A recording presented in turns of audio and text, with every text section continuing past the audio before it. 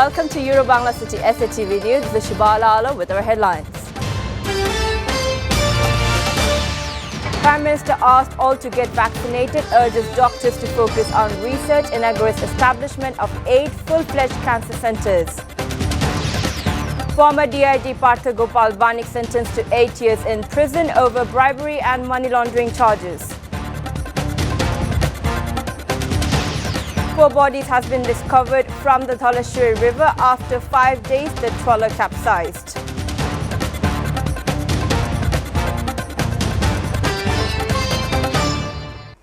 Prime Minister Sheikh Hasina urged all to get vaccinated without unnecessary fear to fight off the coronavirus and its new variants. The Prime Minister joined the program virtually from her official residence, Gana Bhavan. She made the call while addressing a program marking the laying the foundation stone of 460-bed integrated cancer, kidney and heart units at medical colleges in 8 divisional cities of the country. She said the government has managed some 31 crore coronavirus jabs for the people of the country. Government's target is to put 80% of the total population except minors under the vaccination coverage to save them from the coronavirus and the new variant Omicron. Hasina also called on the country's doctors to focus on research.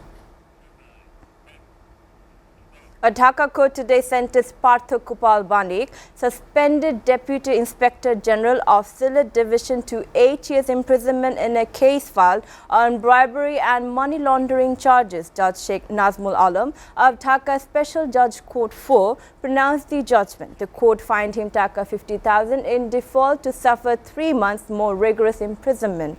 On June 17, Dhaka Judge Court 5 granted bail to Partha Gopal. Later, the Anti-Corruption Commission submitted a petition seeking cancellation on the bail order, which was granted later. On July 28, 2019, ACC seized Dhaka 80 lakh from his house in the city's Dhanmondi area after interrogation him at the ACC headquarters over corruption. Divers today recovered the bodies of 4 people from the Dhaleshwari River 5 days after a trawler capsized in the river off the coast of Narayanganj, Sadar Upazila. Narayanganj Fire Service said that the drivers from the local fire service retrieved the bodies from the river near Dharmaganj. Earlier on January 5th, the trawler with nearly 70 people on board overturned as Dhaka-bound passenger launch Farhan 6 hit it near Dharmaganj in Fatullah. At least 10 passengers, including 4 of the same family, remained missing. Bangladesh and Turkey have signed a memorandum of understanding on security cooperation, counter-terrorism, tackling drug trafficking. The deal was inked during Turkish Interior Minister Suleyman Soylu's Bangladesh visit Saturday. Bangladeshi counterpart Asaduzzaman Khan Kamal said they talked about training, intelligence sharing and ways to fight cybercrime. Bangladesh Police, Border Guard, Coast Guard, Ansar and VDP will share their experience with Turkey, he adds. Foreign Minister Dr. A.K. Abdul Momen said government will discourage travels through Bangladesh-India border on health safety grounds. Momen made the remarks while talking to reporters after the formal inauguration of boosters COVID-19 vaccine doses for the diplomat stationed in Dhaka at Sheikh Russell Gastro-Liver Institute and Hospital in the city. He also said the government is not thinking about lockdowns at this moment, but will follow the same procedures, keeping passengers limited in all types of transport. The government is trying its best but still has a long way to go as the new variant Omicron has emerged. Viewers are taking a short break. Stay with Bangla City SATV News.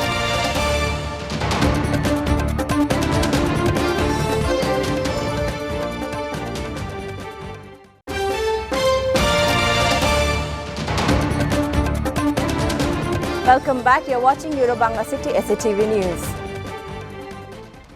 Now we move on to the international story updates. Relevant government departments, including the National Disaster Management Authority (NDMA), the Rawalpindi District Management, failed to take any preemptive measures despite heavy snowfall warnings issued days prior to the disaster in Muri, which claimed 22 lives. No prior meeting was called by the NDMA with the district administration on Rawalpindi, Islamabad and other departments to discuss traffic and accommodation issues in the hill station. The Met Office had issued alert on Jan 5 that heavy snowfall may cause road closures in Muri, Galiat, Nathia Gali, Kaghan, Naran and other areas from January 6 to January 9 afternoon.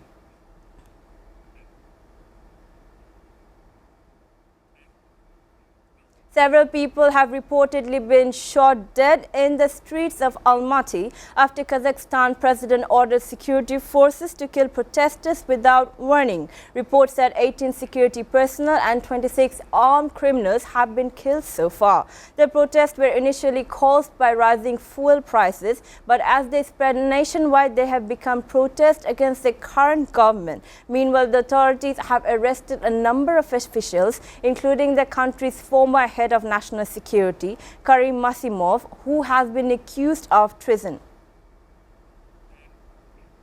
More than 100,000 people across France protested Saturday over what the government plans to further restrict the rights of the unvaccinated, days after French President Emmanuel Macron vowed to piss off those refusing the jab. The protest opposed the planned law that will require individuals to prove they are fully vaccinated against the coronavirus before they can eat out, travel on intercity trains or attend cultural events. The Paris protesters, many of them unmasked, braved the cold and rain, brandishing placards embezzled with the word truth and no to vaccine passes. Others took aim to Macron, using the same coarse language he employed in his attack on people holding out against vaccination earlier in the week. On the flip side, Macron said Friday that he fully stands by controversial remarks he made. However, France recorded 3,03,069 new coronavirus cases on Saturday amid mounting pressure on hospitals. The Taliban's foreign minister visited Iran on Saturday to discuss Afghan's refugees and growing economic crisis. Taliban foreign minister said the visit aims at discussions on political, economic, transit and refugee issues between Afghanistan and Iran. Meanwhile, the Taliban delegation led by Foreign Minister Amir Khan Muttaqi has already held a preliminary meeting with Iranian officials. Iran, which shares a 900-kilometer border with Afghanistan, had not recognized the Islamist movement's rule during the 1996 to 2001 stint in power.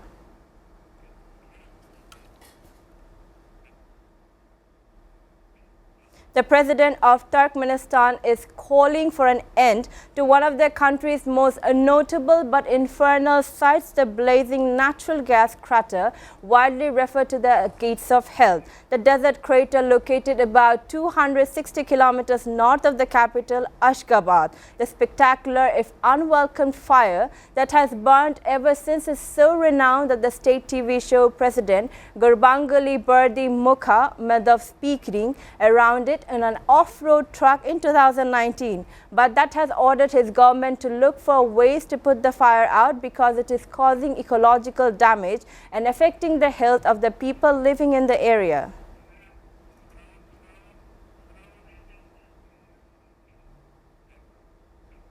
A Saudi princess and her daughter has been released from a high-security jail after being held for nearly 3 years without charge.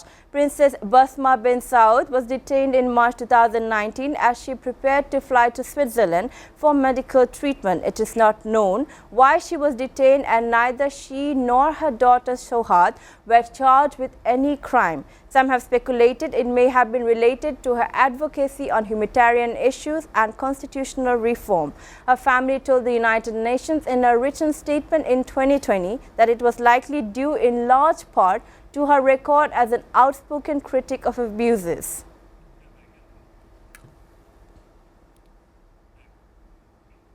The amazingly beautiful Hollywood icon Audrey Hepburn is to be the subject of Oscar-nominated director Luca Guadagnino's latest biopic, American actor Rooney Mara starting as Hepburn. The project is already in the works for Apple. However, Mara is producing the biopic alongside Guadagnino as well.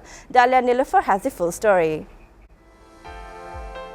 Audrey Hepburn is a celebrated British actor who starred in Hollywood classics like Roman Holiday, Breakfast at Tiffany's, My Fair Lady and Sabrina.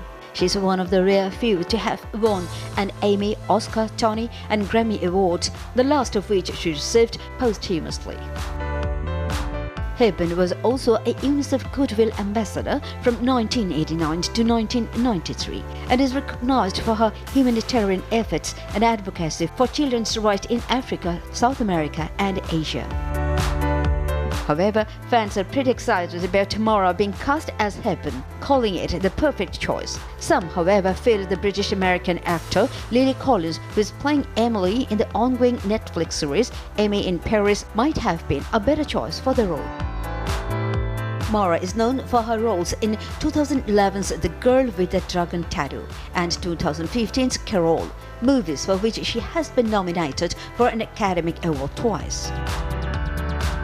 However, director Guadagnino won an Academy Award for the Best Picture for directing and producing Call Me By Your Name in 2017. Dalia Nilofer, SATV News Desk. Now sports news. Bangladesh conceded 7 runs off 1 ball during the second and final test against New Zealand at the Hagley Oval in Christchurch.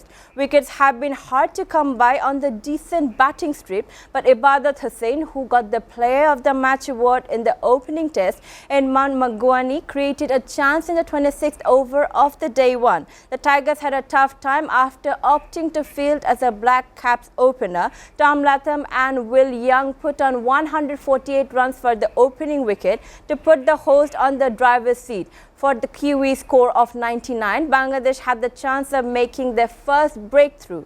Hussain bowled a length ball outside the off stump and Young pushed at it in a rather tentative manner. However, Liton Das dropped a simple chance in the slip cordon and the ball went towards third man. The batters in the meantime ran 3, making most of the opportunities. In the meantime, more misery awaited the Tigers. The throw came in as the bowler's end and the overthrow went for a 4. It meant that a wicket-taking delivery ended up producing 7 runs. Before ending, we go to the Euro-Bangla City SATV News headlines again. Prime Minister asked all to get vaccinated, urges doctors to focus on research, inaugurates establishment of 8 full-fledged cancer research centres. Former DIG Partha Gopal Banik sentenced to 8 years in prison over bribery and money laundering charges. 4 bodies have been recovered from the Dholeshwari River after 5 days the trawler capsized.